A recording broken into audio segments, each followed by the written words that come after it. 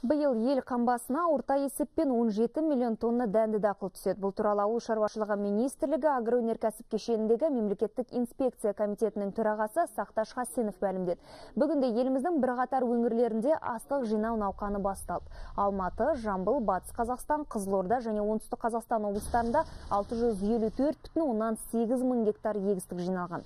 Астық өнімділігі гектарына 11,6 центнерді құрап отыр. Бұл өткен жылмен салыстырғанда 4,9 центнерге кем. Ал ауыл шаруашылығы дақылдарының алқабы биыл 21,8 миллион гектарды алып жатыр. Өткен жылмен салыстырғанда бұл 314,7 мың гектарға артық.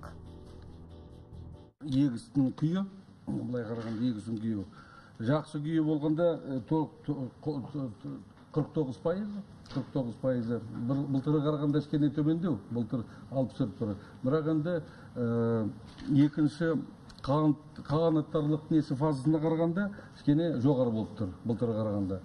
Ал енді нашары 5%, былтыр 4% болған.